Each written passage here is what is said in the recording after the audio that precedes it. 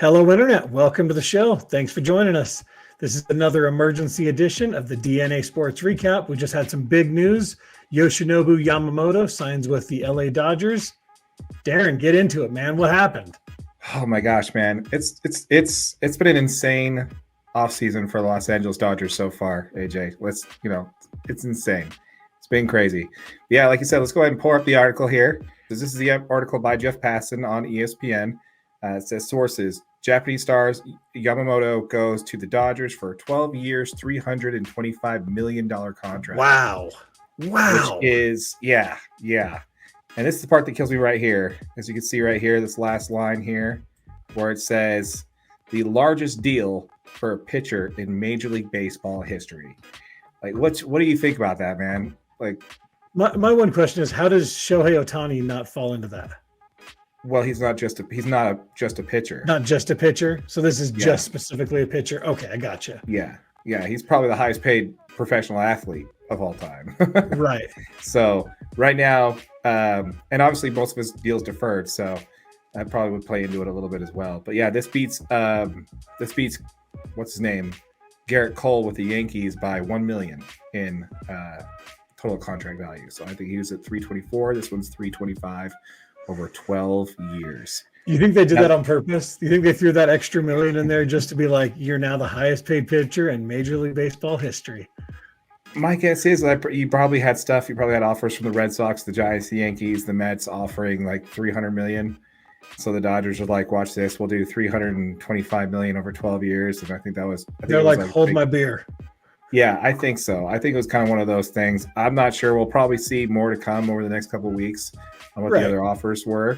But what a lot of people don't understand is, and then this is what Jeff Passan goes into a little bit here in the article down here, is that this offer does not include the posting fee that the Dodgers are going to have to pay to the Oryx Buffaloes. So a lot of people don't realize this, but with Japanese players, when they declare for the MLB, that team that signs them has to pay their Japanese team 2 to 5%, depending on the first 10 million, 20 million, whatever. It's like there's like a scale. But yeah, so the Dodgers are also going to have a bill that they're going to have to pay to the Buffaloes for $50.6 million just to say, hey, we want your player. And we're also going to pay him $325 million. That's a pretty good business model, man. We grow players, you pay us to take them. Exactly. And you got to pay them too. Yeah, you got to pay them too. Absolutely. So I don't know, man. I mean, what's your take on that? We have a whole bunch of craziness on the offseason. We talked yesterday on our podcast about how the reporters were getting it wrong. And, like we said, unless it's from Jeff Passan or from the player himself, you can't really trust what you read. And sure enough, this is Jeff Passan, ESPN, reporting on ESPN. So we're going to tweet. This is an actual article. He throws it up there. I mean, has anybody had an offseason like this in Major League Baseball history? I mean, just to sign Shohei and now Yamamoto, I mean, this is just insane. The Dodgers in the last week and a half have committed $1 billion in players. Yeah. $1 billion. And that does not include Tyler Glasnow that they just traded for and extended. So it's been a crazy off year. Honestly, yeah, this has been done before. It was the Mets last year. We saw how that turned out. So let's just hope that the Dodgers don't become the Mets or the Padres, who basically just win the press conference and then the team doesn't gel well, So, I mean, we'll see. But yeah, so I don't know, man. I think it's absolutely insane, the offer that he got. I mean, the kid's 25 years old. He is, again, like I mentioned, getting paid $1 million more than Garrett Cole's contract. His pitching is absolutely insane. I believe he's 5'10", 176 pounds, so not a big dude, but he throws 99. He has a 1.65 ERA over 820 and 1/3 innings that he posted with the MPB. He's been in the rotation since 2019. He is a 3-time of their version of a Cy Young Award winner, which is called, I believe, the Sawamura Award, which is the Japanese version of Cy Young. But yeah, he's 3 consecutive time. And he's won 3 consecutive MVP awards and their Cy Young. So this kid is a stud. 25-year-old kid that could throw the forkball, 99-mile-an-hour heater. I mean, this was the frontline starter to get. That's saying a lot with Blake Snell, the current National League Cy Young Award winner, available. So Yeah, I think it's absolutely crazy. Love what my Dodgers are doing. They're pushing their chips in the middle. They're showing to Ohtani that they're ready to go now. They have their frontline ace in Yamamoto, and they have their number 2 guy in Glass now. And then they have Bobby Miller. And then you also have Walker Buehler, depending on how well he's going to pitch. He's going to be on innings limits.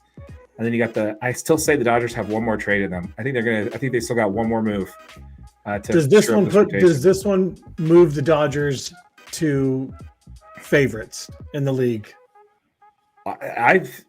Some reports were still having the Braves have this top spot. I would say this pretty much. I don't know, man. The Braves have a really stacked rotation, right? So they're really good when it comes to that. But I think the 1-2-3 punch of Mookie Betts, Freddie Freeman, Shohei Ohtani, and now you have Tyler Glass now and Yoshinobu Yamamoto as your pitchers, as your first 2 starting pitchers, which would be aces on anybody else's staff, on their own rights. I don't know. I'd have to say, yeah. I mean, this is a pretty stacked team. I'm not going to lie. This is craziness, man. This is crazy. So what I wanted to talk to you about here is, what do you think this does for the rest of free agency? Do you think we're going to see a lot of these players start to show up? Do you think we're going to start seeing? And that's why a lot of people are waiting for Yamamoto to set the market. So you got your Blake Snells, you got your Lucas Giolito's, you got your actually, I think he's not.